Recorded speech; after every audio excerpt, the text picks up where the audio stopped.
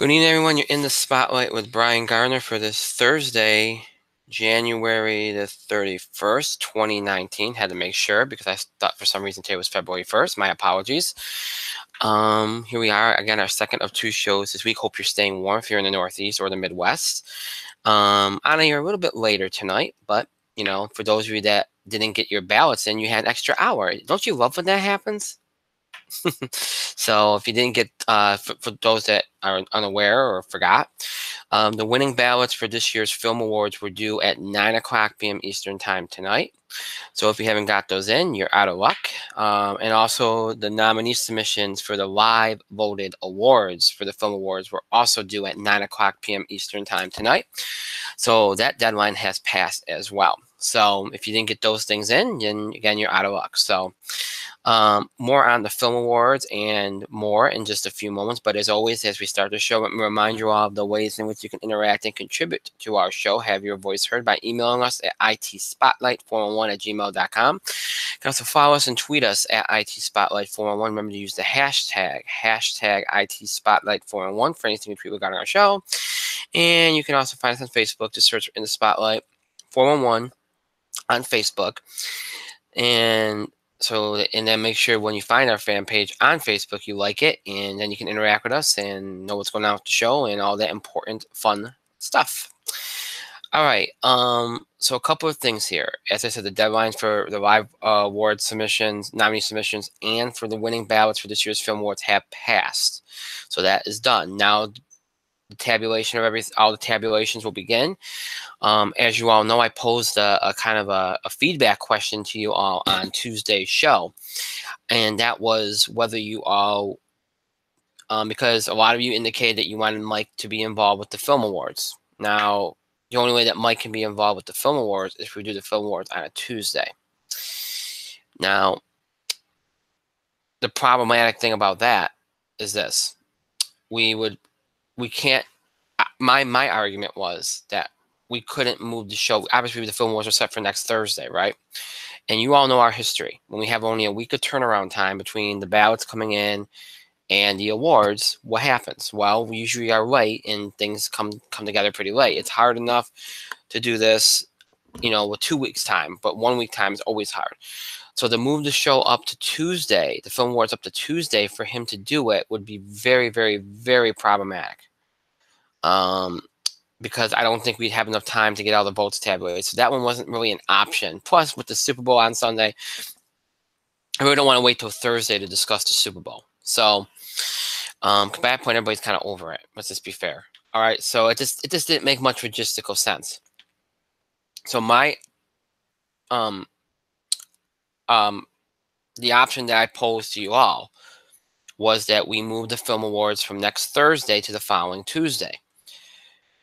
Now, that's okay, but there's a problem I didn't even mention on Tuesday. If we do that, okay, then we're in a really tight bind, because what's the following Thursday? Valentine's Day. Now, we don't usually do a show when Valentine's Day falls on either a Tuesday or a Thursday. So what would have to happen is that we'd probably have to do a show on a Wednesday instead of a Thursday, because with the film awards being on Tuesday, we'd have to get another show in to be able to get the other stuff that we have to get in. So we'd be doing back-to-back shows. I don't really like to do that. Not only from a time standpoint for me, it just doesn't work. I just don't. Well, I mean, we might end up doing that soon as a regularity, but on a tight week like that, we have the film awards, and I don't know if I like doing that. So I didn't even think about that on Tuesday's show. But I should have. Now,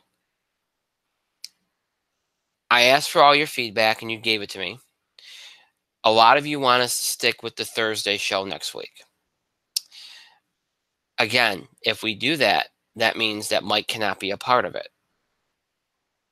Now, some of you actually posed a question to me, well, why don't you go back to your normal time of 10 p.m. Eastern and see if he can join you then? Folks, he doesn't even get out of work till 10 o'clock. Okay, I don't know if he's going to want to join us for that. Okay, so I will ask him. I will see if he's willing to do it. And then I'll let you all know. So let's summarize this whole thing. Okay, based on the feedback that we've gotten, you all don't want me to move the show off of Thursday, so we're not going to do that. We are going to stick with the film awards being next Thursday as planned. We will stick with the same time, 9 o'clock p.m. Eastern time. We'll see if we can actually hit that time because we haven't been really fortunate to do that. We'll stick with that. If there's any adjustments or changes, I'll let you all know on Tuesday's show. Okay? And honestly, here's the other part of this too, folks. If it gets to Tuesday and I get an update from our awards committee and they're telling me that they're falling behind, I would rather move the awards off of Thursday to allow them the extra time instead of have to start the show incredibly late like we did the last time. So it is one of our bigger shows of the year. So I don't like to do that because it kills momentum. But at the same time, it also kills momentum to start the show an hour and a half late when we're doing an award show and it's a big show. So, you know, I'll get a kind of like I'll put some feelers out there on Tuesday and see where we're at, kind of get an update from everybody.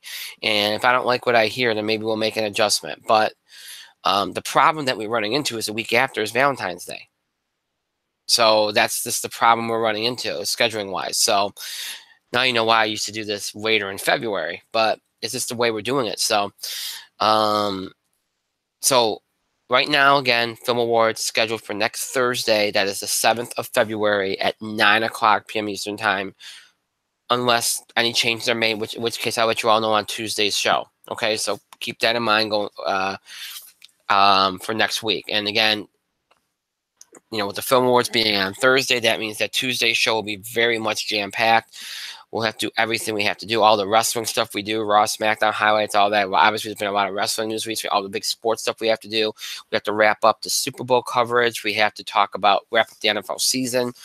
Any other big headlines from sports we have to cover, anything from entertainment, box office beat, whatever, anything big there we have to talk about. So we have a lot to do on Tuesday's show. So next week will be a very big week for our show. Of course, it's sweeps, so February sweeps. So hey, we like that, right?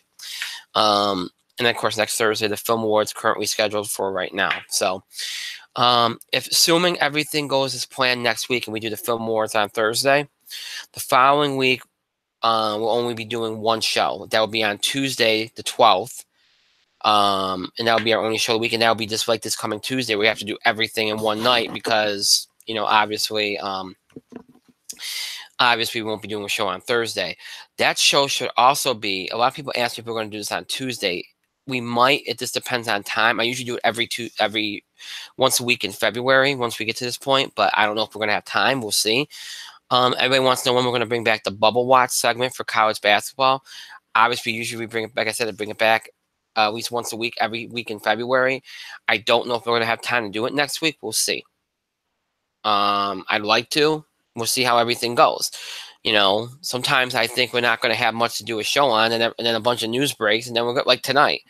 We'll see what happens. But right now, I don't know if we'll have the time to fit it on Tuesday. If we don't, we'll start it the following Tuesday. That show will be jam-packed too, so we might be even squeezed on time on that one. But we have to get it in. So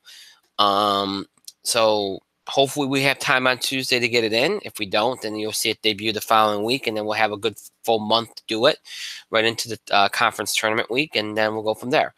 I know a lot of people haven't been thinking about college basketball because, you know, our heads have been in football, although, you know, and I'll talk about this in a few minutes. It's been one of the more quietest and most boring Super Bowl bills I think I've ever seen. I mean, I just, you know, you're not seeing the anticipation. I don't know if it's because everybody's like, oh, if it's the Patriots, they're probably just going to win it. Or if it's just nobody gives a crap about the Rams. I mean, I don't know what it is. I don't know.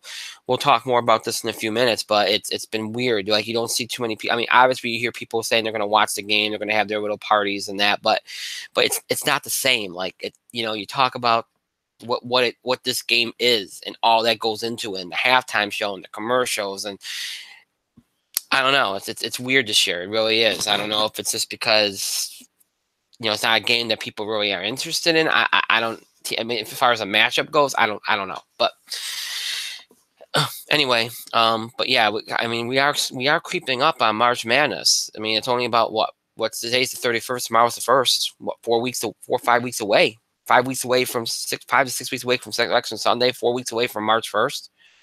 It's coming, sneaking up on you. So we definitely want to get into some of the bubble talk because we haven't really done a lot of college basketball and then it's kind of the general stuff. So, but anyway, get a little insight into what's coming up and what we're going to be doing. What's coming up tonight? Well, I mentioned a couple minutes ago. I said, sometimes you don't think you're going to have much of a show, and after I close things out on Tuesday night, I'm like, we don't have that much left for Thursday. I have the box office beat. We're gonna do a little college basketball. We got to do the Super Bowl preview. Whatever, right? That's pretty much it. Well, guess what? In the last 2 days, it's been crazy. Some of the stuff that's broken. Now, I mean, there's a couple of wrestling things we could do, but I think we can wait on those till Tuesday. They're not necessary, but boy, we went from not having anything to discuss in the NBA to having the Anthony Davis stuff on Tuesday, and now this Kristaps Porzingis stuff, which I really I'm struggling to find words for what happened this afternoon with that. We'll talk about the Kristaps Porzingis thing. The implications for the Knicks, the implications for the entire NBA, what it's going to mean for this summer, which is going to be a big free agent period. We'll talk about that. That'll be a big thing here, a big here. Wow, big thing here tonight. Obviously, we got to talk Super Bowl. Look at the game. I'll make my official Super Bowl pick. I've been deliberating over it, trying to see what if there's any way that I can talk myself out of picking the team that I pretty much had in mind from a week ago last Sunday. And I don't think I've been able to talk myself out of picking this team, and I'll reveal what that is in a few minutes. That's a tease. You love teases. So we'll talk about the Super Bowl. We'll do some college basketball, like I said. We're going to do some entertainment tonight. We got the box office beat tonight. And because you all want to know my thoughts, and I get needled by my wife for this, the Ben Affleck Batman stuff. Because apparently I'm a fanboy. I'm not, but, maybe I'm in denial. I don't know. But we will talk about that stuff because that's obviously been a big piece of news over the last 2 days. We also have something going on called the TCAs, which is the Winter Press Tour for television.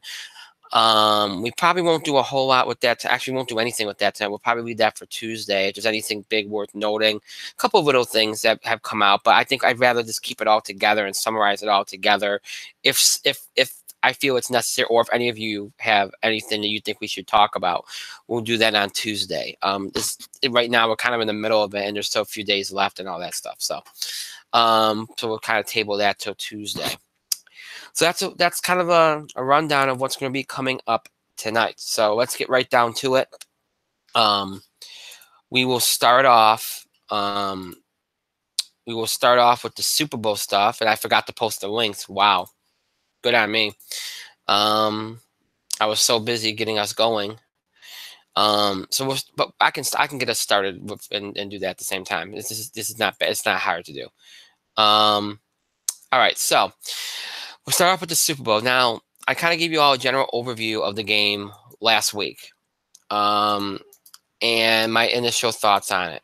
And look,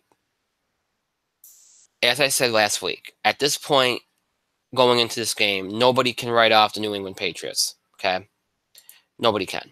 Anybody that tries, again, I've said this last week. People need to stop trying to. They just do. Because every time people do, what happens? They get a chip on their shoulder and they get even more motivation than they already had. We've seen this time and time again. We've seen this. I mean, it's crazy. So it's just as you go into this game, and I said the X factor in this game for me, okay? The X factor in this game for me Because Bill Belichick and the Patriots, we know how good they are at adjustments, particularly Bill Belichick, probably the best head coach in the game at that. Adjusting on the fly, adjusting at halftime. Look, the big thing in this game is going to be the Rams' ability, okay, to stop the running game of the Patriots, because that's what's gotten them here. Brady has not been great.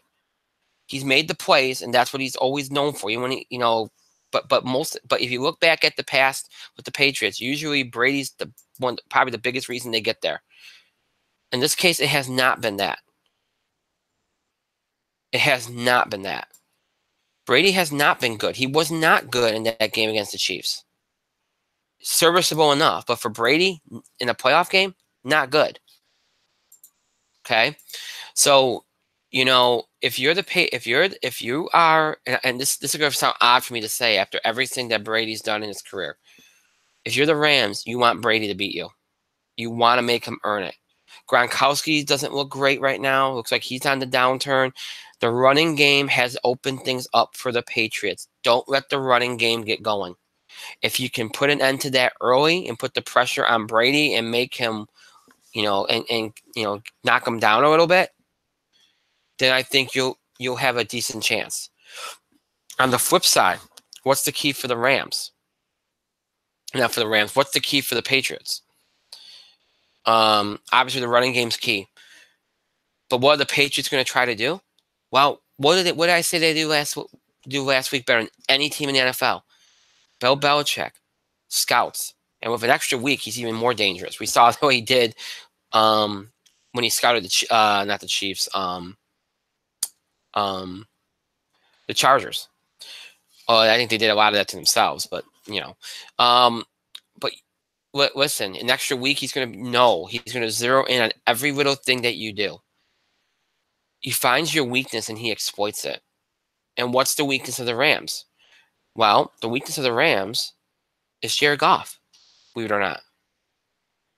They have two running backs right now that are doing really well for them. And, we can talk about a running back controversy, but that's for the offseason. Okay? So the running game's there. All right? They're going to look to do the same thing that I think the Rams need to do to the Patriots. Stop the running game. Make the quarterback beat you. Except in the case of the Rams, they don't have a Tom Brady. And even though Tom Brady doesn't look the same right now, okay, he's still better than Jared Goff. Just based on experience level. So what's going to have to happen here? And look, Jared Goff has had moments. You look at the Rams in the first part of the season, they were brilliant. And a big reason why was Jared Goff. Of course, a lot of that was because their running game helps open things up for them. Takes a lot of pressure off of him. Gurley gets hurt, and all of a sudden more pressure on Anderson took, even though Anderson got going, he's still not the same as Gurley. And that put more pressure on Jared Goff, and the Rams struggled. And that's what the Patriots are going to try to do to the Rams. They're going to try to put the pressure on Goff and make him earn it. Take the running game away, whether it's Anderson or Gurley. Now that they got Gurley back, you've seen the running game make a big comeback for the Rams. They can swap, either Anderson or Gurley in and make things work. This isn't like before when they only had, Gurley, and then Gurley goes down and they only had Anderson. That's why they struggled, because Anderson, in some situations isn't as good as Todd Gurley. So the big thing for the Patriots is going to be putting the pressure on Jared Goff, because even though when he's on, he can be great, that is where the weakness is. Make the quarterback beat you. Put the pressure on him. He's never been in a situation like this before. Make him earn it. And if he does, well, then you take your chances. Because the running game is a lot more reliable than Jared Goff. In the Patriots case, Brady's more reliable than the running game, but the reason why they've been able to get the opportunities in this postseason and have their offense click the way it has and actually improve their defense, because they're dominating time of possession, because they're grinding drives out, It's because of their running game. Because that's the thing that people don't realize. You can make a defense that's not that great better by keeping them off the field, limiting the opportunities of the other team. Draining their defense because you're keeping them on the field. And giving your defense more of a rest because you're putting together a long drive because you're moving the football on long, sustainable drives. And in order to do that, you have to have a running game. The Patriots found one in this postseason because of Sony Michel. If you can keep Sony Michel contained and stop that running game and put the pressure on the Patriots, look, I know it sounds crazy to make Brady beat you, but because he's done it how many times, but he doesn't look the same right now. Go off of that. If he beats you, then he beats you. Then that's the best game plan you can have right now. And on the flip side for the Patriots, that's what they're going to do. Except, Jared Goff is not Tom Brady. At least not yet. Or probably will never really be, but you take your chances there. So that's really the key. It's for both teams, defenses is about stopping the run. And making the quarterbacks beat you. That's a scary purpose because, if you look at this, the Rams have not looked good since they lost to the Saints. They just have not looked good. And we all know they should have lost against the Saints, and I won't even get into that. And don't even get me started on Goodell not even talking about that controversy until this week, and then giving us the lamest of lame lines. Our referees are human, and it's nonsense. I don't even want to get into it right now. We'll talk more about that when we wrap up the NFL season. But the game plan for both teams right now going in is the same, and it's the key, in my opinion. Stop the run. Put the pressure on the quarterback. Whatever team is able to stop the run and put the pressure on that quarterback, I think they'll be in good shape. And that quarterback, whoever team's quarterback makes the best plays, makes the most plays, and is able to sustain and have the best game, I think is probably going to end up winning the game. So if the Patriots stop the run of the Rams, and Goff ends up having a good game anyway, I think the Rams will be in good shape. If the opposite happens and the Rams stop the run of the Patriots and Brady does what Brady does, then I think the Patriots will win. I think it's as simple as that. With that being said,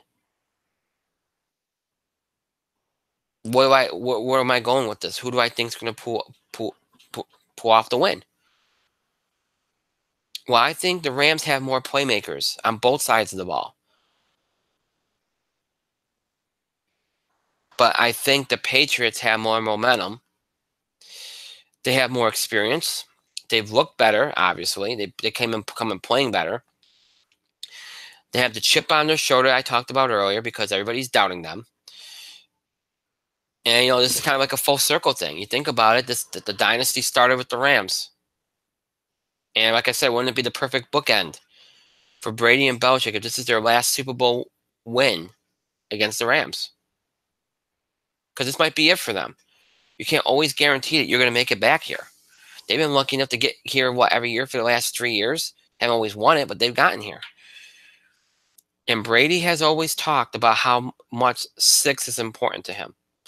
Puts him up there with Jordan. You see all these athletes, Kobe, all these guys wanted to get 6, and some of them didn't make it. Brady has an opportunity to do that and put him in the stratosphere that's nobody, one other person's made or 2 other people made. What Yogi Berra's got 10, right? 9, 10. You got Jordan at 6.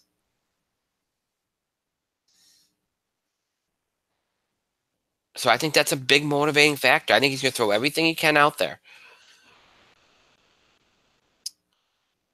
When I saw the games on Conference Championship Sunday, and once I knew the matchup, my first thought was New England Patriots. And I followed every piece of news.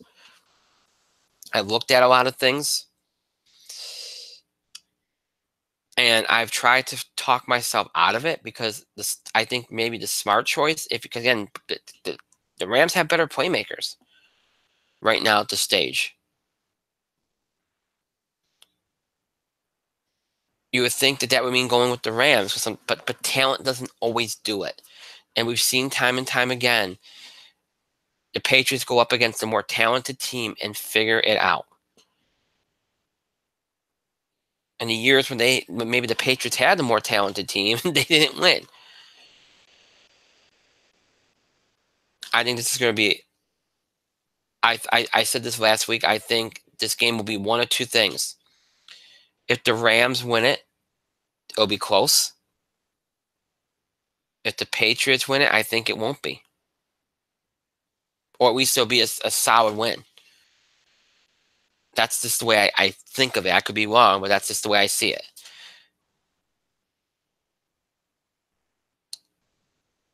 So who am I picking? I just kind of tipped my hand. I'm going with New England. That's not my personal choice, but I want to be right. And I just can't talk myself out of picking them. So I'm going with the New England Patriots to win the Super Bowl on Sunday. And for those because people want to know how we did on my picks for the championship weekend, championship Sunday, because I never said that. We kind of crossed over it. But, I think I mentioned it, but I had Saints over Rams and Chiefs over Patriots, so we went 0-2 on that one. Oh, yeah. I'll give you all, when we close up the NFL season discussion on Tuesday's show, I will let you all know how I did on the season as a whole, and we'll do over-unders and all that stuff. But that's for next week. So, yeah, my official Super Bowl pick, Patriots over Rams. I make a lot of people unhappy, but hey, look, I told you. It's funny how I said at the beginning of the year, I say this every year, keep the game out of New England. Well, they kept the conference championship game out of New England. The conference championship game. They kept it out of New England. They still found a way to get there. So maybe it's not that simple, but look, even if the team that you don't want to win doesn't win, it could still be a fun event, the Super Bowl. You got the commercials, you got the halftime show. Look, I said this in the open. I'm looking around. I don't see a lot of anticipation for this game. Maybe it's because the Patriots are in there again. Maybe it's kind of like what's going on in the NBA with the Warriors and the Cavs for so long getting there. Obviously, the Cavs won't get there again this year, but maybe that's what it's what it is, like, oh, them again, even though they're facing a different opponent. For some people, it's like, well, the way they played, we've all doubted them, and all they've done is win. They'll figure it out. They'll win. Or maybe, I've said this before. What's going on going into the Super Bowl kind of reminds me of what happens to the college football championship game, where like that having that extra time in between kind of kills the momentum. You had these two great championship games, and obviously there were some calls that marred it and all that stuff, but like, you had some good momentum. If you had the Super Bowl last Sunday, people would have been like, oh yeah. I did feel a little bit of momentum last week, and now I don't feel any. And also, here's the other thing: neither one of these teams likes to talk. The Patriots don't give you any bowl to bowl. We've known that for years. You have to rely on the other team to do it, and the Rams aren't doing it. So there's nothing to talk about. There's no big stories. There's no compelling narratives. There's nothing. We find ourselves talking more about the stuff that happened on Championship Sunday still, what happened in New Orleans and Roger Goodell and all this other stuff, than we do about the actual game on Sunday. And that's kind of a problem. So I guess going in, all you can hope for is that could be a good game, competitive game, and that ends up being a good event. And could it be? Yeah, it certainly could be. It certainly could be. Like I said, if the Patriots win, I think it'll be a solid win for them, and that's who I'm picking to win. So if that's not the result that you like, then then it might not be the best event for you. So we'll see what happens, but we'll obviously talk about it on Tuesday. Wrap up the NFL season and go from there. And hopefully it'll be a good game, because they've had a good playoffs, the NFL. Even if you don't like the result, you have to admit we've had great games for the most part. So, divisional round was kind of rough in spots, but ultimately it wasn't too bad. And wild card weekend was great, and conference championship Sunday was probably one of the best they've ever had, if not the best. So, we'll see how it goes. But it's interesting because, like I said, it's just you haven't seen so much anticipation for this game. Maybe a lot of football fans have already moved on. Maybe they're ready to move on to the off season. I don't know, but or maybe it's been that there's been other sports stuff to cover, like the NBA and what's going on there, and we're gonna move on to that right now. Because on a day when a lot of people should have been shifting their attention to the Super Bowl, I mean, you can understand early in the week why it wasn't, but on a day when it should have been, we were talking about an NBA trade,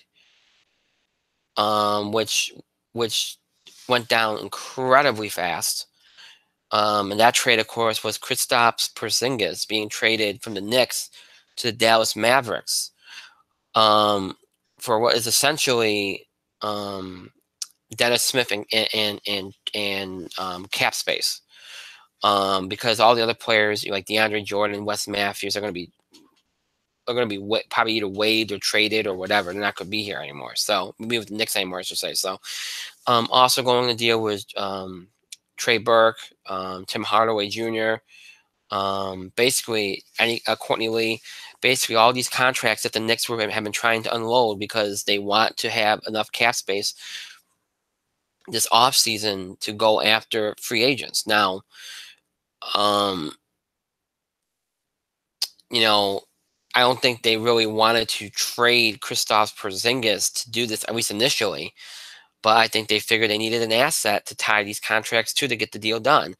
And really, what made them more willing to do this, because I don't think they would have done this a couple months ago, what made them more willing to do this was that Kristaps did not want to play for the Knicks anymore. And it's so weird how 2 days ago we're talking about Anthony Davis and him being traded and what's going to happen, how the Knicks could be an option. An outside one, but an option nonetheless. And now 2 days later, here you go. A guy that some people thought maybe they should try to trade for Anthony Davis ends up being traded to the Dallas Mavericks, where he can team up with Luka over there and one of his good friends. And look, Dallas has good success with European players. I think he'll work out fine there. It'll probably be better for him, especially since you're seeing or hearing that he didn't like the criticism, that he didn't really like that comes with being in New York, that he didn't want to be a leader, he didn't want to be the savior that the Knicks need. And look, here's the thing, and I'm not sure how many people have followed Porzingis and what he's done with the Knicks and what's gone on there. Obviously, he was drafted by Phil Jackson when he was there, and it was a very turbulent period for the franchise, the New York Knicks franchise at that point. And it came to it. Obviously, he saw what happened with Carmelo, and he saw everything kind of blew up. Phil gets fired. Even before that, he misses his exit interview with Phil Jackson, which really was, I don't care what you feel about Phil Jackson, was bad form for Kristaps. And, look, his agent is his brother, and he takes a lot of advice from him. From everything you hear, his brother, thinks he knows more than he actually does, and rubs a lot of people the wrong way. It's a bad influence as far as on Kristaps and what he does in the NBA. And so he wasn't looked at very favorably there. And then of course the Knicks changed coaches, changed regimes, and you heard about David Fizdale, who is the current Knicks coach, going out to see Kristaps last offseason after he was hired, spending a week with him in his home country and trying to work things out. Apparently they struck a good relationship. Kristaps going to miss most of this year. There was a thought he could come back in February, but there was no guarantees, and obviously that's not happening. So obviously we know he's probably going to miss most of this year, if anything, or maybe all of it. And ultimately,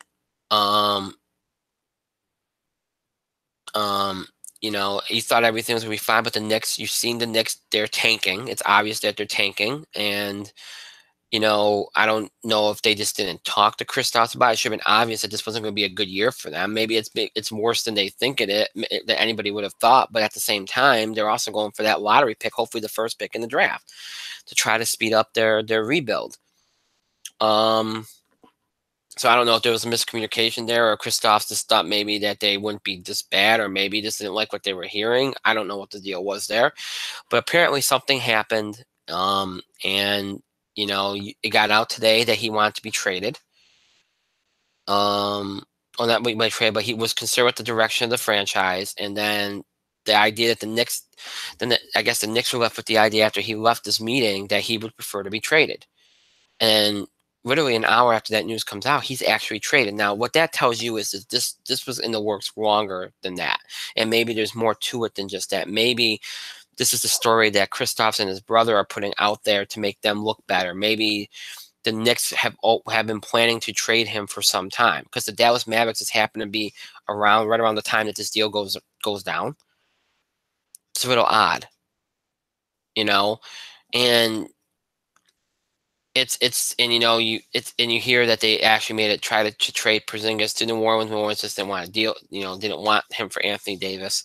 Um, so I mean, what appears to be the case here, um, is that the Knicks somewhere along the way decided to trade Porzingis, um, with the idea that they can probably attach some of these expiring contracts onto him. Maybe they tried at first to trade him for a package that would bring some players back. But then they realized they weren't going to be able to get rid of some of these contracts that they felt the need they had to trade off, and they decided to attach them all together and just get what they can get back. They got Dennis Fitzgerald, which is a player they turned down in the draft a couple years ago that they shouldn't have, and now they're going to get him in here. So, um, so to me, that seems more likely that there was something in the works that, again, it came to they realized that he wasn't going to sign there, that he doesn't want to stay there, and that it didn't matter that they had a new coach, a new regime, that he just, his heart's not in it. So they started looking at things, and then over these last couple of days with the Anthony Davis stuff and everything, they started looking at more options, and then they decided that now is the time to just do this. To ensure that they had the cash. And everybody's going to say, well, wait a minute, didn't they do this before? They tried to do this in 2010. And look, the difference between now and 2010 is that they're going to have space now. I think they said it's like, what, 68 million, 70 million, something like that, maybe a little over that, maybe 70, 72, 73. They're going to have enough space in their cap to sign 2 max free agents. And what you're hearing over the year, what you're hearing, it has been the problem with the Knicks getting free agents is that they never had room for 2. In some cases, they didn't even have room for 1 max free agent. But now that they have room for 2, it just ups their chances, because the big thing is that none of these big free agents want to come there by themselves. They don't want it all on their head. Now, with the idea that you can get 2, they know that they're going to have they can bring somebody with them, and that makes it easier. So that's the reason why it's so important to have that much space. You can go get 2 max players and then fill in the gaps. And of course, you look at getting a good draft pick, and all of a sudden you're looking up. Things are looking up quickly instead of waiting for things to happen in a few years. So that's kind of what the Knicks' plan is, and that's what's so different than what these previous attempts to go into a big free agent period. Also, I think they have better young talent. I mean, led by Kevin Knox, that's still left over here. So I think that helps them too, compared to the previous attempts they've made to do this. So I think I think they have smarter people in place, and I think that helps as well. So for me, and when I first heard about this, I was already thinking to myself, I'm going to come out here and I'm going to bash Porzingis. I can bash Porzingis because honestly, I've seen the talent, I've seen the potential, and but my concern has always been that if you look at him and you look at the way his body is, his height and his body. I mean, he already has ACL injury. He already has one.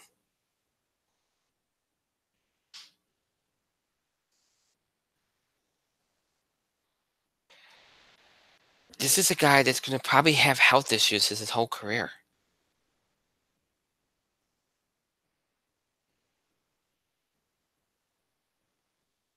I think he just is. Look, he's out for already a year. And here's the thing, there's going to be a lot of Knicks fans that are unhappy today. Like, well, why would you trade him? Oh, you got nothing. First of all, he's damn. We don't know what you're going to get from him when he comes back.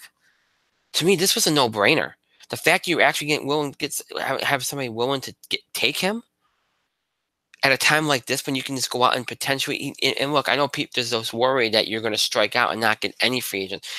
There's a lot of talent that's going to be out there, even if you don't get the Durants, the Irvings. Okay, you can still get a Kemba Walker.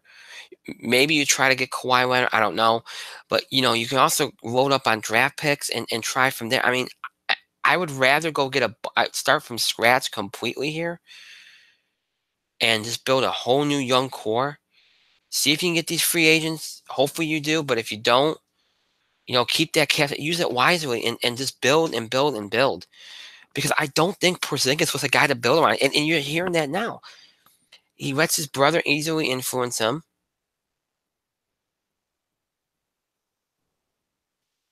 He doesn't really think for himself. He never really wanted to be there. His heart wasn't in being a leader and being the centerpiece of this whole thing. He didn't want it all on his head.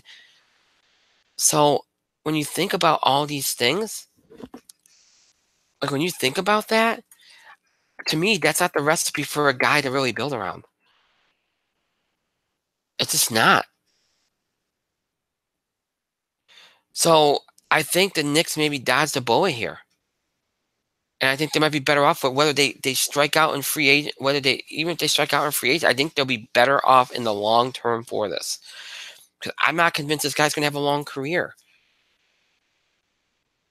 Even if he ends up working out. So to me, this is a good deal. And I think for him, it's going to work out because I think he'll be more comfortable. He doesn't, Dallas isn't, he's not, I mean, he's great to deal with criticism like any player, but won't be as high volume. And he's got players around him that he likes. Rick Carroll's system might fit him better. And again, Dallas has had great success with European players.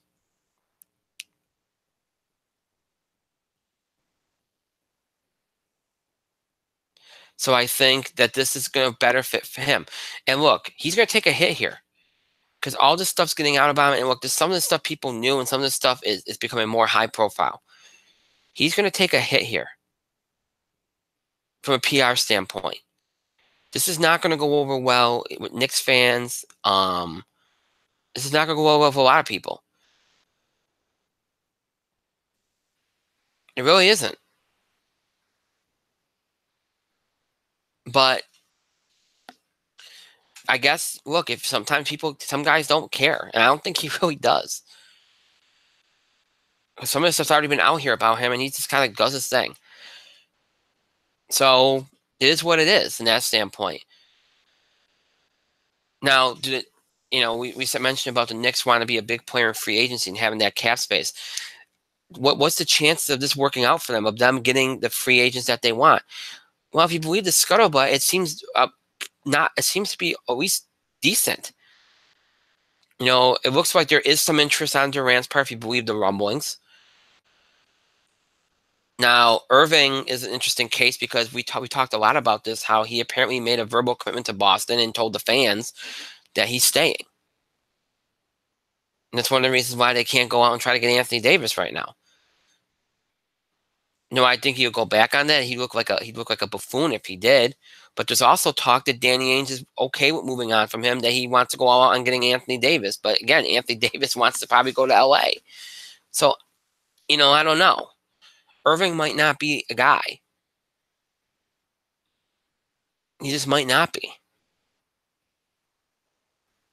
And my thinking is too, these teams always look at like, well, I want to go get this guy. And I understand that there's been this talk that Irving and Durant want to play together. But here's the other thing. To me, Kevin Durant's always been pretty passive. He's not one of these guys that really is aggressive in calling for the ball. So I guess it might not be so bad. But at the same time, if you think about it at in its purest form, Durant and Irving are both players, okay, that command the ball. They command the ball. They don't want to be facilitators. I mean, Irving is more of a facilitator. He's okay with it at times, but realistically, it's when he looks for his shot first. He looks for his game first, and then he goes, all right, what's my other options?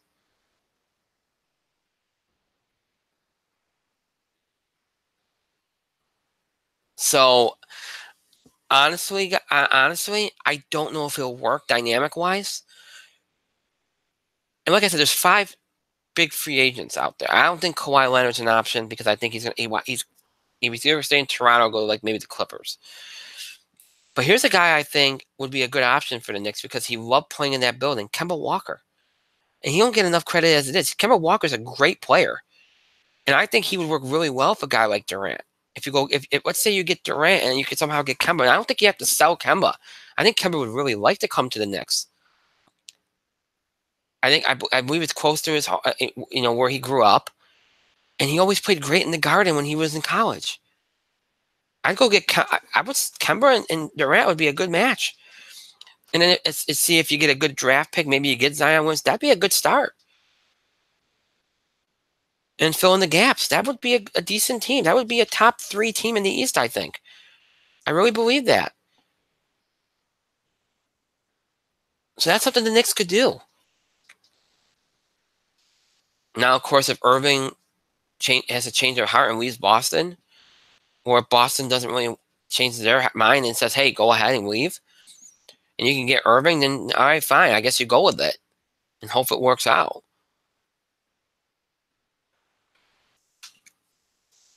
But if you don't, then I guess there's options. I think if you're the Knicks, you want to try to get somebody. Just from image standpoint. But that's something that we're going to have to see what happens in the summer. It's going to be a very interesting summer with this Knicks situation because the Knicks are going to be very aggressive, and they have to be. It's going to be a full court press, and they're going to be battling the Lakers and the Celtics. It's going to be interesting stuff. It's going to be interesting stuff because you're going to have trades. The Anthony Davis stuff will be at because I figured the Anthony Davis stuff won't play out till early summer. You have the free agent stuff and all these big teams, the Knicks, the Lakers, the South. I mean, you're going to have all these teams in play. It's going to be interesting to see develop. Really, really is. To be very, very interesting. And I would have never expected this trade deadline for the NBA to be this interesting, but it's turned into that. It's good, though. I mean, at least you're talking NBA. We haven't talked NBA much since the beginning of the season. It got us to talk about it during Super Bowl week.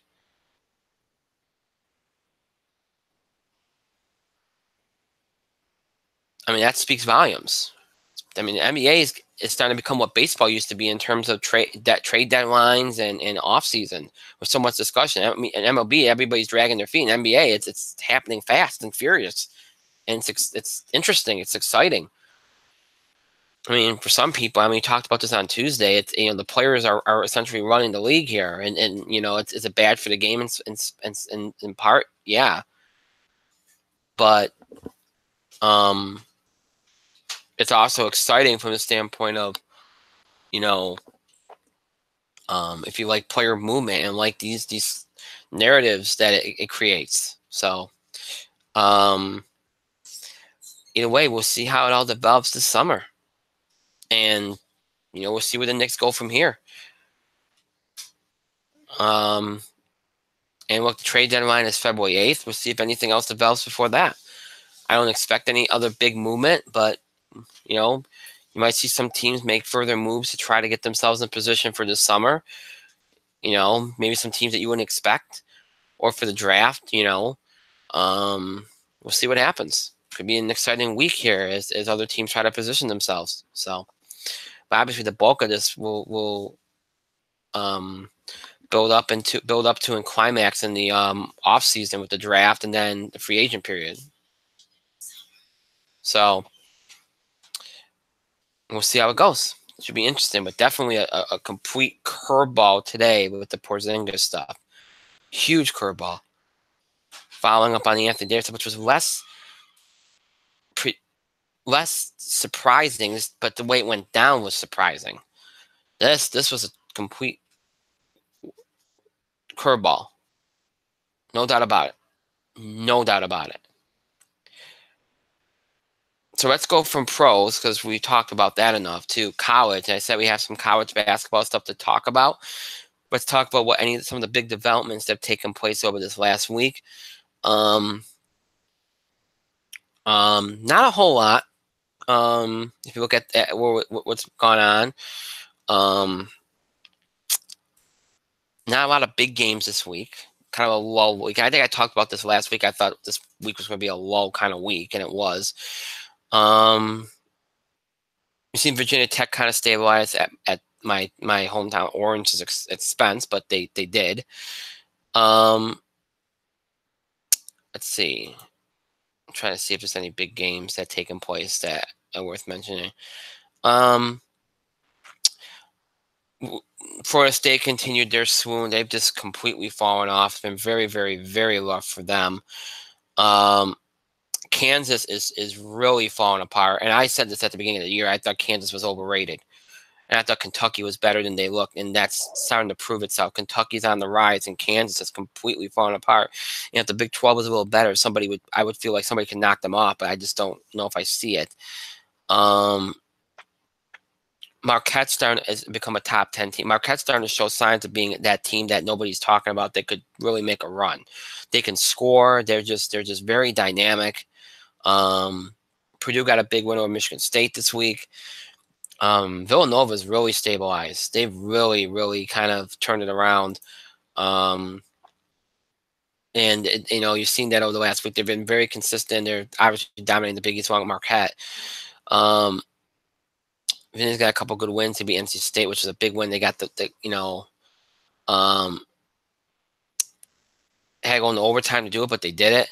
Boy, Ohio State has really fallen off. They went from a guaranteed tournament team to 3-6 in the Big Ten and 13-7. We're going to be talking a lot about them. They might be this year's Syracuse. And ironically, one of Syracuse's best wins came against them on the road. So,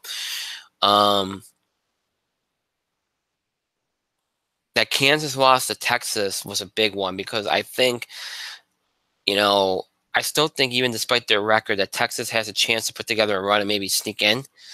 They would need a Hurricane effort down the stretch, but I could still see it.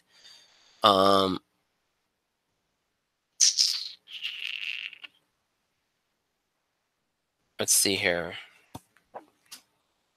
Let's see if there's anything else worth mentioning tonight. What's gone down tonight? Nothing much. So again, it's been a very uneventful week, but I think, you're seeing some of these strong teams kind of, continue to solidify themselves. Kansas is kind of, like I said, kind of showing themselves to be what I thought they were.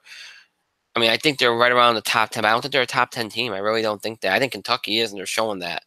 Again, we've seen Florida State fall off. Ohio State fall off. So a couple of teams are really in a mess. Over this next week, some teams are going to have some good tests. The only team that a lot of people think could potentially screw things up for Buffalo and the MAC is Bowling Green. They have a matchup against them tomorrow night, so that might be worth checking out. I don't think it's on TV anyway. CBS Sports Network has, so if you can get that, if you do get that, you can check that out. Michigan has a game with Iowa on FS1 tomorrow. Might be worth checking out that one. That's an interesting game. Iowa's on the fringe of being a team in it. Michigan, Maryland, and Wisconsin also have a game tomorrow. That's a big game in terms of the Big Ten. So, so a couple good games tomorrow worth looking at. Friday night, interesting. So this year, the college basketball got some good Friday night games. Usually don't bother with that, but I think that's because of the Super Bowl this week that they're doing that. So, Duke and St. John's on Saturday is always a good game, and St. John's not a bad team this year. In fact, in my opinion, they're a tournament team. So, chance for them to get a good road win if they can pull it off. I don't think they will. If they was at home, I think they could pull it off. But Virginia Tech, NC State. Florida State's got a game against Georgia Tech on Saturday, which is a big game for Georgia Tech's a tough team to play.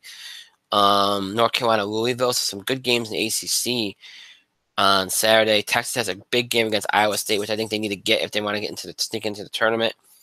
Kentucky, Florida, always a great rivalry. Texas Tech, Kansas.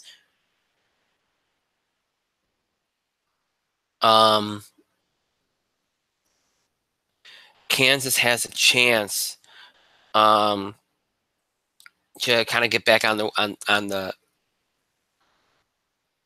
right side of things here against Texas Tech.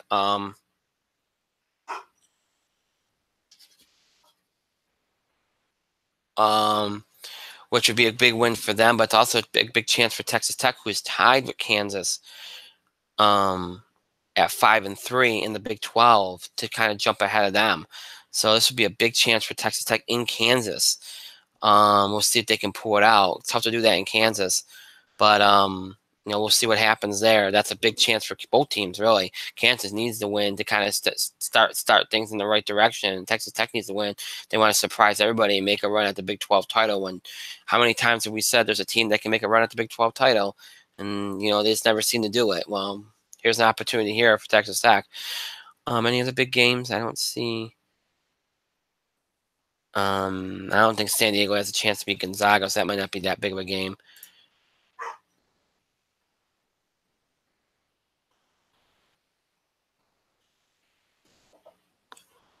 Georgetown, Villanova on Sunday, not a bad game. Georgia probably needs it. They want to sneak into the tournament. Let's see. Minnesota and Purdue's not a bad game. Minnesota's quietly had a decent season. So a couple good games on Sunday, even though it's Super Bowl. And I think a lot of games that would have been on Sunday got moved to Friday. Monday, Louisville, Virginia Tech, not a bad game at all. Iowa State, Oklahoma, which Oklahoma needs a big win, so that could be one for them. And then Tuesday, BC at Duke, which if that game was at Boston College, I'd be real worried about, because Boston College become like a trap game on the road. NC State, North Carolina, St. John's, Marquette, Florida State, Syracuse, Kansas, some good games next Tuesday. So there's some good games this week. A lot of good stuff in the Big Ten, some big games in the ACC on Saturday. A couple of good games in the Big East too. So some good games this week. So I think you can find out a lot about some teams this week, and some teams are either going to improve their profile this week or take some big hits. So this should be an interesting week. I hate to kind of cut the college basketball stuff short, but again, not a lot to talk about as far as this week, but I think we'll have a lot to more talk about next week, because there's a lot of big games this week. And again, if we can have time, we'll do the bubble watch. We'll start going into what teams we think about as 1 seeds, which teams we think are on the bubble, which teams are in. We can get into some of that next week, hopefully, if not the week after. So we'll definitely have more to talk about next week for sure, as we turn the calendar to February officially.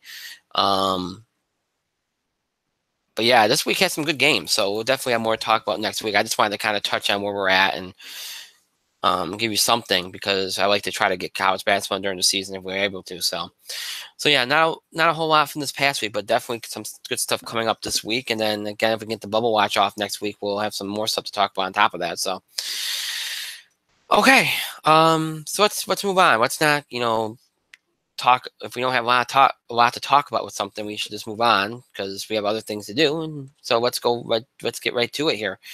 Let's jump out of sports, where we've been for this entire show, and jump into some entertainment to close out the night. And we'll start off with the box office beat for this week, because we can do that pretty short and sweet, and then get to the story that you all want me to talk about, and I want to talk about too, because I think it's worth talking about. So let's take a look at last week's box office, which I would say generally went according to plan. We all thought Glass would repeat, and it did, dropping 53%, only 18.8 million. But I think we all thought it'd be a quiet week. I thought Glass might do a little bit better, but it's not shocking to see it drop below 20 million. What is shocking is that the 2 new releases completely tanked. Now, I thought Serenity might have a chance at doing that, and I did think The Kid Who Would Be King would not do great, but I didn't think it would do this bad. Um, to only pull in $7.1 million was just part of my dog. She's hearing noises. To have that movie only pull in 7.1 million, and you're already hearing it might be like a $60 million loss. And that's not a movie that doesn't really have a great cast. A lot of it was young actors. I think the only big name in it was Patrick Stewart. Again, to have that movie do that badly is kind of shocking. But I had said this last week. I thought it was kind of a mistake to release this movie now. If you're going to do it, you probably should have did it like in the middle of February, like around winter break, when kids are out of school, like President's Day and all that. That probably would have been the better bet. I'm not really sure why they did this, or this would have been a good like fall release, because you see a lot of these kind of movies open in like late September, early October. It usually is a good fit for that time period when you see these kind of family movies come out. Even like middle of August, we've seen some movies come out at that time do decently when they're like this. So not really sure why they released this movie when they did. And I think that kind of did hurt it. But I also think too, what was the draw here, and what was, was there anybody anticipating this? Were any kids anticipating this? Because I didn't see any. I mean, this was a movie that a lot of people didn't even really talk about. So, I think that shows you that whatever they were trying to do here just didn't work. Whether the promotion failed them, and making kids aware of interested in the movie, or if it was just something that people were just never going to be interested in no matter what. And not having Patrick Stewart's a big name actor, but again, is he going to be enough to draw you to the theater to see a film like this? Clearly, that wasn't the case. So it's going to go down as probably one of the bigger flops of this year. And it debuted in fourth place with $7.1 million. Again, it's looking like I think they said like a $60 million loss or something like that, maybe even more. So, outside that, again, you had Glass number one, 18.8 million, a 53% drop off. It has gained 3 theaters. But again, it's already a big success, had a very small budget. Upside stayed put in second with 11.9 million, only dropping 20%, which is a good hold for its third week. Aquaman stayed put in third, 7.2 million, only a 28% drop off in its 6th week, which is decent. I mentioned The Kid Will Be King, very bad, 7.1 million. Spider-Man Into the Spider-Verse stayed put in fifth with 6.1 million, only dropping 19%, which is good for its 7th week. And again, some of the, it being such a big awards contenders clearly helping it. Green Book moved up from 14th to 6th as it expanded into 1,500 more theaters, 5.4 million. So clearly the awards contending status of it is helping that film. And you had A Dog's Way Home drop from 6th to 7th with 5.1 million, a 29% drop off, which is not too bad for its 3rd week. So it's kind of made up some ground, even though it didn't open with the best number. Last week's other big release was Serenity. It debuted with 4.4 million ace, not great there, which again, I did expect that could happen with that movie. Kid Will Be King, I thought would do better than it did, even if it didn't do great. Some of the other big awards movies that are out there, The Favorite, Bohemian Rhapsody, Vice, all saw decent enough numbers given where they're at in their runs. Favorite was in 14th with 2.5 million, Bohemian Rhapsody in 15th with 2.4 million, Vice in 17th with 1.8 million, Star Wars Born in 19th with 1.2 million. So not too bad there. Last week's big surprise, Dragon Ball Super Broly, 3 million in its 2nd week. You'd expected it to drop off, and it did, but still not too bad. So all in all, I don't think it's too bad. It's not a great week at the box office, especially with, this being, this is the lead into Super Bowl week, which is usually a bad week because you pretty much lose all of Sunday. Although Sunday is usually the lowest day of the weekend anyway. But, there was some good momentum and at the box office, and, you're kind of building towards February, and you kind of lost a little bit of it. But again, there was an expectation that this would be a quieter week, and I just think more people. I just think there was an expectation that Glass would do a little bit better, but the fact that it didn't, it's not bad because it did better than expected last week. But I think there was an expectation that The Kid Would Be King would do better, and it didn't. So that kind of brings the whole weekend down. So it's not disastrous, but it's not great either. And then you just flip the script and move on. And the problem is that this weekend, going in, is not going to be a good weekend because you have one major new release, and that major new release is Miss Bawa, an action thriller from Sony Columbia, opening in 2,203 theaters. Starring Gina Rodriguez and Anthony Mackie. It's, again, something that's not going to do great. It's got a $15 million budget. I wouldn't be surprised if it makes under $5 million. It's only in 2,200 theaters. Yeah, this ain't going to factor into anything. There's no other big new releases. So really what you're looking at is this being probably what could be one of the worst weekends of the year, because everything will have been out at least 2 weeks, and you already saw Glass drop to 18. It's probably going to drop to around maybe 12 million this weekend. And that's probably going to be enough to give it number one. So Glass is probably going to repeat again as number one this weekend, just by default. So this weekend's, I said that last week wasn't great, but it wasn't horrible. This week's probably going to be horrible. So here's how I see it, because like I said, there's just not much to talk about here. Glass number one, $12 million. Number two, The Upside, $8.5 million. Aquaman, third, $6 million. Spider-Man Into the Spider-Verse, let's say around $5 million.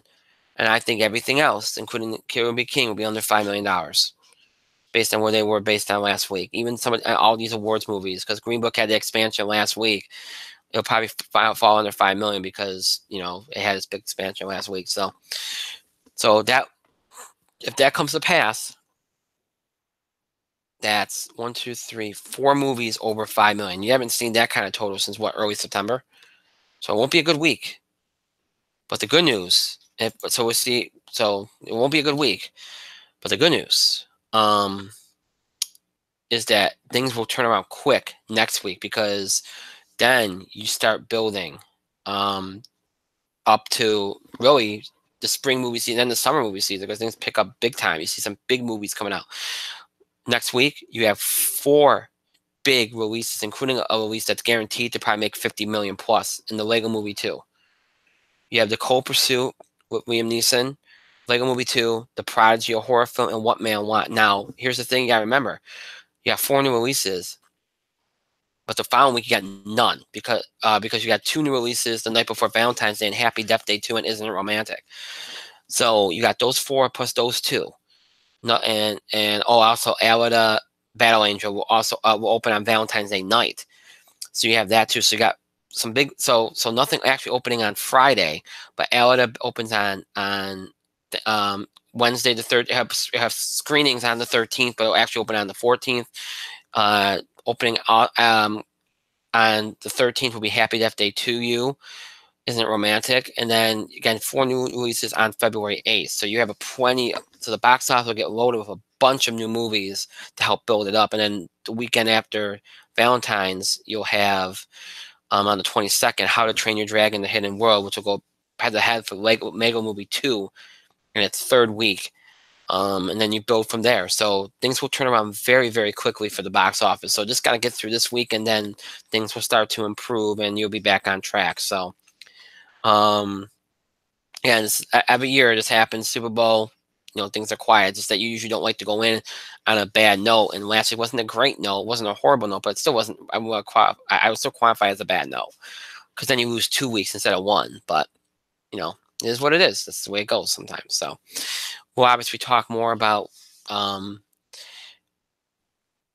box office next week, and we won't have a lot to talk about next week. There's probably more discussion. It'll probably be like 3-minute box office beat, because there won't be much to talk about. I even have a gumption to not even do it, but we do it every week, so we will do it next week. But there won't be a whole lot to talk about except for how disastrous this weekend ends up being. So, but yeah, we'll talk more about how bad the weekend will be and look ahead next week's box office beat. So that's it for this week's box office beat report. And now, while we're on the subject of the box office and movies and film, let's talk about the big film news from yesterday, which was the official confirmation that Ben Affleck will not be returning as Batman in the upcoming Batman solo film, The Batman, which Matt Reeves is attached to as a director. As you recall, just to sum it up to those that have forgotten, And Ben Affleck came on board as Batman, and he got his first appearance was in Batman vs Superman. He also appeared in Suicide Squad, and he of course appeared in Justice League.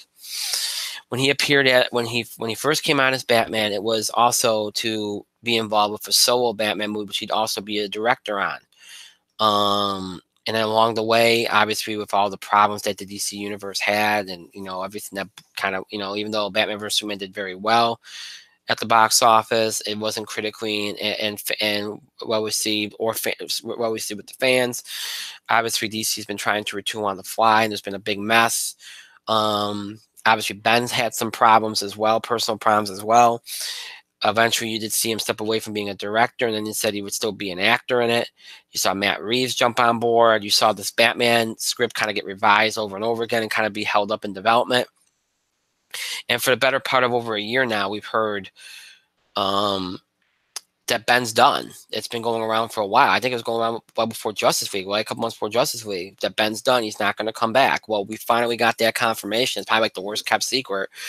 From Ben himself, and basically passing the torch on to somebody else. They're going to go for younger Batman, which, some people take as a sign that maybe that doesn't mean Ben's done. It just means that for this, whatever Matt Reeves is going to do, they're not going to use Ben. They can use Ben when they want to use older Bruce Wayne, but for all these younger Bruce Wayne movies, they want to do younger Batman movies they want to do. They can use whoever this actor's the cap, and when they want to go back to the older Batman that we saw in the last few DC movies, they can use Ben. I think it's abundantly clear Ben Affleck's done with the character of Batman. Okay? He said he's passing the torch. This isn't like, well, hey, I'm not going to be in these movies, but I'm going to be, but there's movies that I will be in at some point. He did not say that. He said he's passing the torch. It's done. So I don't think there's any reading between the lines here. He is done with the character. And I think DC's okay with that because I think they want a new beginning here. It's obvious that they're going to, move on, and pretty much everything that they did other than Aquaman, Wonder Woman, and Flash is they're just going to try to move on and forget about. I mean, Henry Cavill's already done. I just think they're done with it. And I think they just want to do these solo movies. Basically, what they're doing is what they should have done to begin with. Do the solo movies first. Start them off as an entity. You don't have to do like Marvel did and have them all connect. Just do them on their own, and then when you want to have a movie with all of them in it, you just find a way to connect it. You don't always. Not everybody has to do the ongoing thing like Marvel, and I think that's their promise. They wanted to be like Marvel, but they wanted to do it really overnight and not wait it out like Marvel did, and spend a decade really building it the right way. But anyway, I think they finally have a direction that they're set on. They saw how Wonder Woman succeeded, and now they see how Aquaman succeeded, and I think they want to continue that direction. So let's go for solo Batman movie. Let's go for a different actor. Let's go for a clean slate. And let's just try to do some good movies. And I think that's what they're trying to do. They think they got a good director here. Let's go get a good actor. Let's get a strong, great cast, and let's do this the right way this time. I think that's what they're going to try to do. So, and I can't argue with that. And look, as much as I mentioned this earlier, my wife needles me on this because she thinks, because I really did enjoy Ben Affleck in Batman vs Superman. I did not like him as much in Justice League. Yes, he did fit the mold of Batman, especially an older Bruce Wayne Batman. I didn't really like what they did with the character, but I did enjoy a lot of the action pieces, and I thought he ended up doing well. I'll give him credit where it's due. But look, is he, to me, the de facto Batman that I've ever seen? No.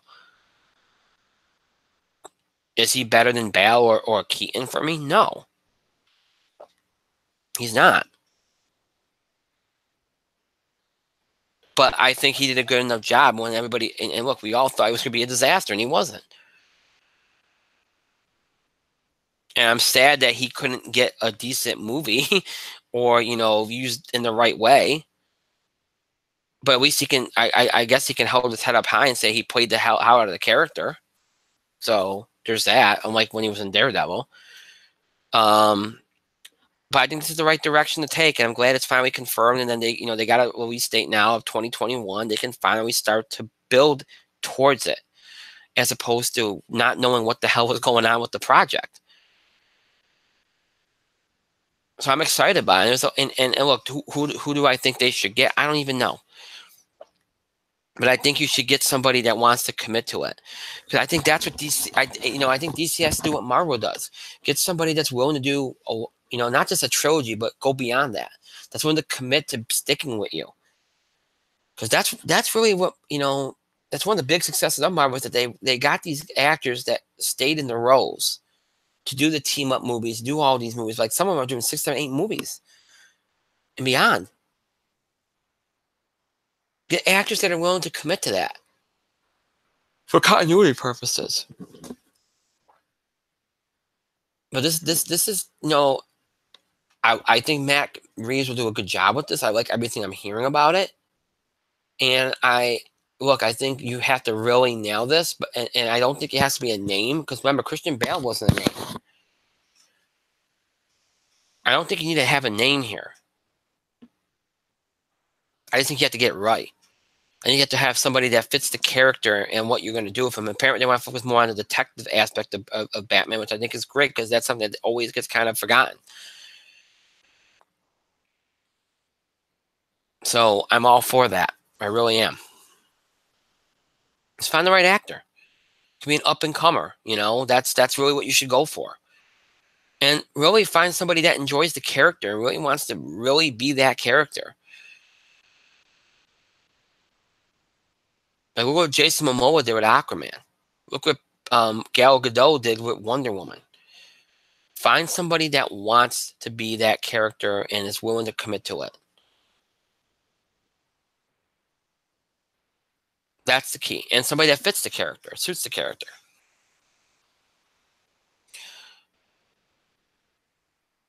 But it's just great to have it finally confirmed, and they can finally move on, start talking about the film, and start really building the anticipation of the film. Because what Batman is to DC what Superman should be, and they built Wonder Woman up to be what Superman should be too, in terms of hype.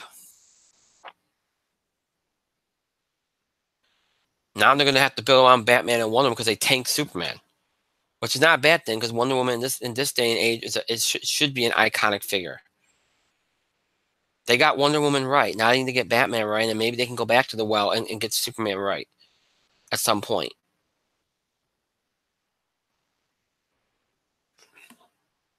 Hopefully.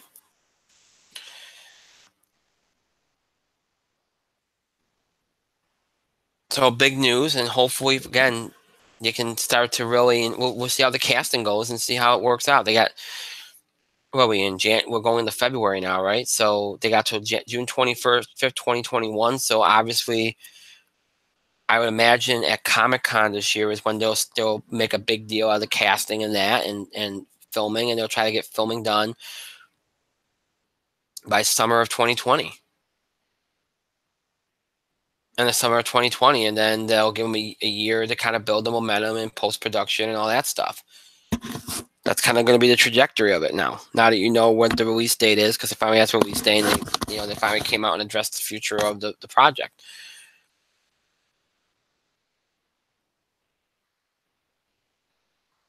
So it's I think it's going to be very, very exciting now that you know this, and that's always helpful, because you don't, especially these kind of franchise projects, you don't like being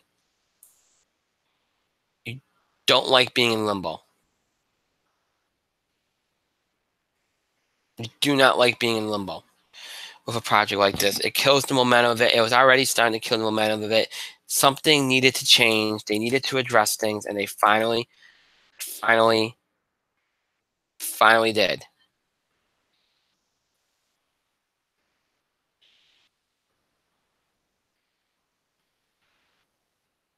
And now you're going to have people finally starting to get excited about it, because they know at least where they stand. And they have a target date of when they expect the movie now. And I know there's going to be some people that have said that Ben's not in it, but at least everything is at this point.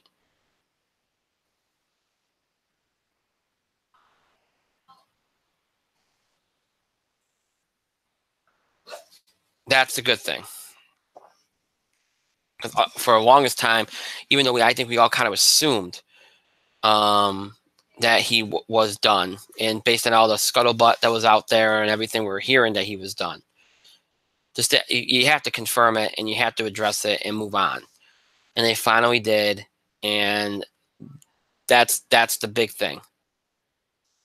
And basically said that we're moving on, so that the fans can work, because fans can't move on until you address it, until you move on. So kudos to them finally getting it out there and finally giving us a date, a release date, and now we can, everybody can be on board and watch everything develop. My dog apparently agrees. So, so we'll see how it all goes. And I expect some big announcements around Comic-Con in regards to it. So, but that was big news yesterday, and that's why I felt like we should talk about it. You all wanted me to talk about it too, and so that's why we did. And we've talked about everything that we had planned to talk about tonight. So that's it. We got through everything we had to do tonight. So with that, we should start to wind down. So as always, just because the show is over does not mean you have to stop interacting and contributing to our show. Continue to have your voice heard, send us your questions about the show and scheduling the show, topic ideas, or breaking news on various sports, entertainment, wrestling that you want us to cover, reactions, comments, opinions, things we talked about in the show. I can't say submissions or for the film awards, because that's done now, so we won't say that. But if you have any questions about the film awards, you can send those to me, obviously. So any of these things you can do by email, Facebook, and Twitter. You can email us at itspotlight411@gmail.com. You can also follow us and tweet us at itspotlight411. Remember to use the hashtag itspotlight411 for anything you tweet regarding our show. And you can find us on Facebook as well. Just search for In the Spotlight 411 on Facebook, and then make sure that you like our fan page once you find it, so you can interact with us and know what's going on with the show. And again, very important that you follow us on social media, whether it's Facebook or Twitter, so you can be up to date with what's going on with the show, and, interact with us and all and that stuff. That's important, but also fun too. So make sure that you follow us on Facebook and Twitter. That's why I always push that, because it's very important. Not lecturing you all, I'm just saying.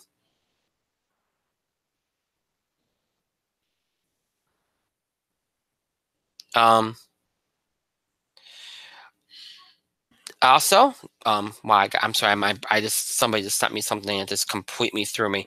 So my apologies. I interrupted my spiel here, and now I'm gotta find my spot. Oh, okay, here we go. All right, so also, of course, if you'd like to stream any episodes that we've done since we moved to YouTube, any of our episodes from the last 4 years, you can head over to YouTube and search for In the Spotlight 411. And when you do, you'll be taken to our show page on YouTube, where you can stream every episode we ever produced for YouTube. That's every episode from October 2015 all up to tonight's current episode. Again, it's every episode from the last basically almost 4 years. All those episodes are able to stream anytime you want. Just head over to YouTube and search for In the Spotlight 411. If streaming is not your thing, maybe you prefer to listen to older episode, maybe prefer just to listen to shows, listen to us on the go, or you're interested in older episodes of our show. To do any of that, you can head over to our main host sites, Podbean and iTunes, search for In the Spotlight 411. And when you do, you'll be taken to our show pages on both sites. We have access to every episode we've ever produced in the 8 years we've been doing the show. So every episode from our original Blog Talk Radio run, every episode from our talk show run, every episode from our current YouTube run. All episodes in audio format for your convenience, including our YouTube episodes, all transfer into audio format for your convenience. So every episode we've ever produced, listen from the most recent, that being tonight's, way back to the oldest, way back in October 2010. Every episode we've ever done in audio format for you to listen to anytime you want.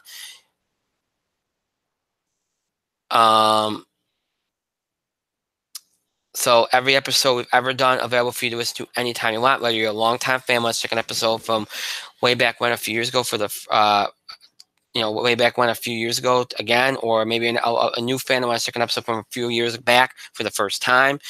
If you're interested in, current episodes of the show, maybe you missed a part of an episode, want to check out an episode again, or miss an episode entirely. If any of this applies to you, check us out on our main host sites, Podbean and iTunes. Just search for In the Spotlight 411. Again, just search for In the Spotlight 411. So Google Plus YouTube, Podbean, iTunes, Google Plus YouTube, Podbean, iTunes. Your ways to keep with the show and look back at classic episodes. Just search for In the Spotlight 411. Again, just search for In the Spotlight 411. one. Shout out to my co-host Mike. He hates when I say shout out, but he's not here, so he can't tell me that I can't say that. So I'm going to say it. So shout out to him. Hope everything's going well for him. He'll be back with us on Tuesday like he's been doing. I want to thank myself for another great show. Pat myself on the back, and thank all of you for your continued support and contributions to the show. Thank you so much for watching. To those that will be watching, listening to this later in archive, thank you to you as well. Sorry I kind of trailed off at the end there. I was reading something and got distracted a little bit there. So my apologies for that. Sometimes that happens. Somebody sends me something. I'm like, wow. And then you get distracted. It's just weird how that happens, but not weird how it happens. It's common that it happens, but still, it sucks when it does. And thank you for your patience with the late start. Hopefully we'll get off to a more timely start next week. Next week, a very big week on the show. Obviously, Tuesday, we'll have to do pretty much everything that we have to do in a week. Box office beat, TV highlights, all the big stuff we have to talk about from wrestling, entertainment, and sports. Obviously, we'll talk Super Bowl. We'll wrap up our NFL season discussion, college basketball. Maybe we'll do the bubble watch. We'll see. And any other big stuff goes down in NBA or anywhere in sports or anywhere in entertainment, wrestling, we'll cover it. All that will be on Tuesday. Next Thursday, of course, currently the Film Awards still scheduled, 9 o'clock p.m. Eastern Time next Thursday. One of our biggest shows, if not the biggest show of the year, probably is the biggest show of the year. Next Thursday, so you want to make sure that you tune in for that. So big week on the show next week. February sweeps, that's what we're all about, big stuff. So should be a big week on the show next week. So until next week, I hope you all have a great rest of your night, a great weekend, and a great start to your week next week. We'll see you back here this coming Tuesday night, February the 5th, broadcasting and streaming live at 9 o'clock p.m. Eastern Time here on YouTube. Until then, have a good night, everybody. Have a good weekend. Stay safe.